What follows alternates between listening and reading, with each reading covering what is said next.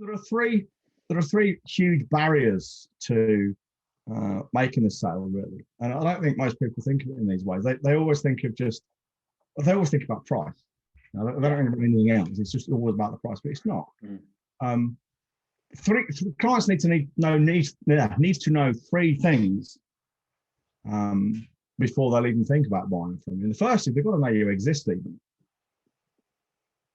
You know, we said before about how we've had superior products and services that have been trumped in the marketplace by inferior ones, simply because people just didn't know about the better solution. You can have the best fucking product or service in the world, but no one knows about it.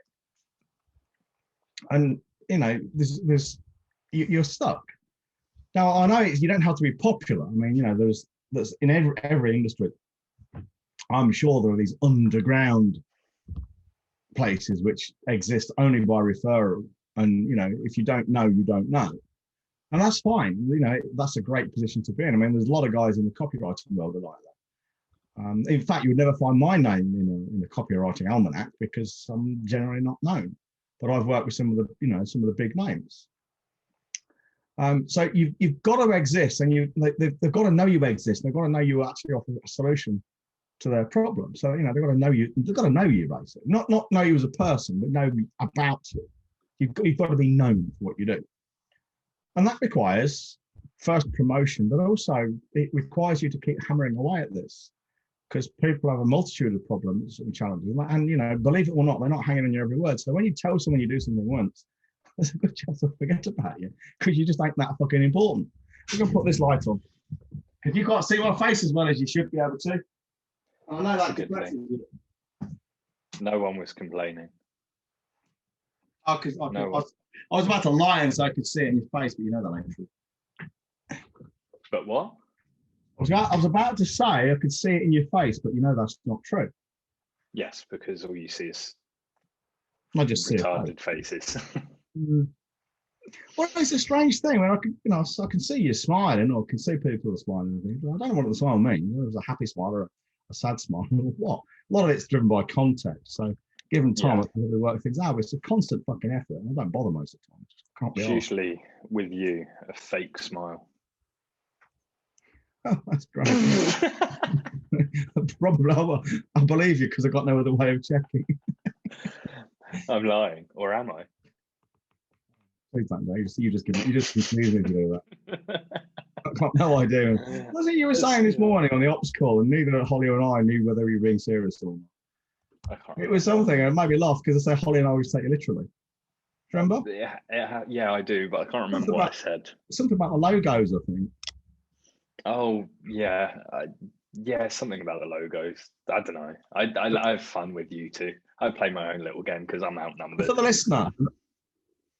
listener and the watcher, we autistics, most of us, there are exceptions, but most of us tend to take things quite literally. And it doesn't mean to say we're stupid and naive. And if you tell me you flew to the moon, I wouldn't believe you because I know that's not possible.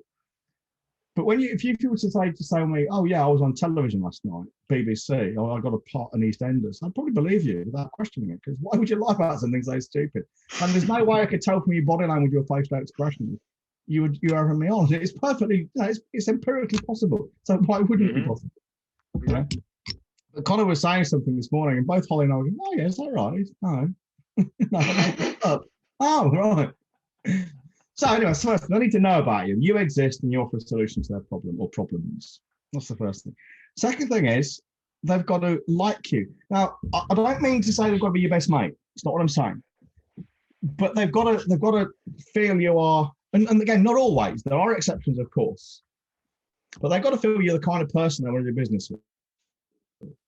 Now, you don't have to be best mate. You have to be like one of my criteria for the for the elite group is I've got to be comfortable with the idea of sitting in a bar having a drink with you for a night or an evening, because that could happen. If that's not the case, I don't want you in the group, because I don't want to be in a position where I'm upsetting you or I'm just feeling pissed off and just not going to do it.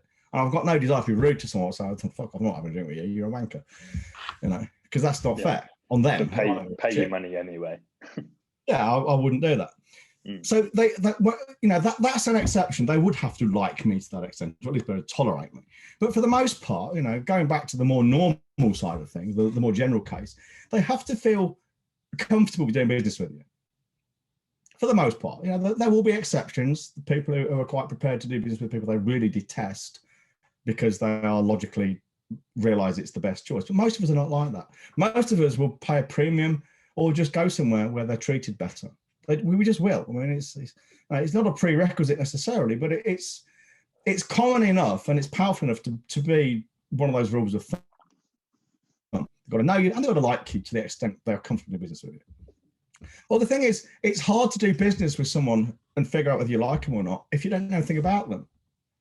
This is why we put our personality into business. And people might say, well, that's not valid for all the time. You know, we don't want them as a consultant. We're an e-commerce site or we're whatever. Well, the thing is, and if you go to is it Joe Brown, the clothing retailer?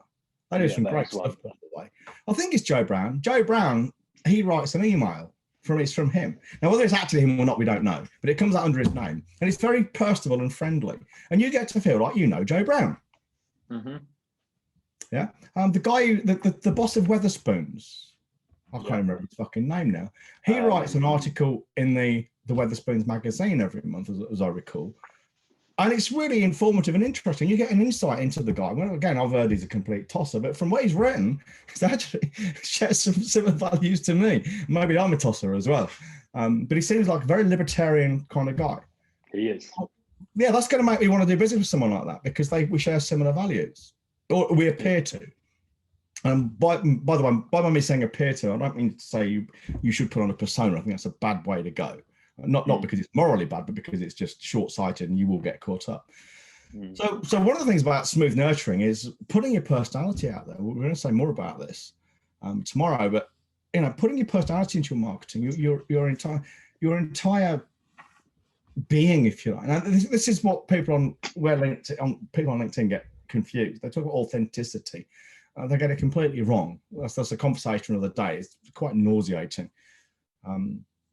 But you know, you need to be able to put your personality out. If you don't, you know, it's your choice, but you will pay the consequences in lower sales for the most part. So they've got to know you exist, know who you are, and like you to the extent they feel they are. You know, it's okay to do business with you. They share similar values.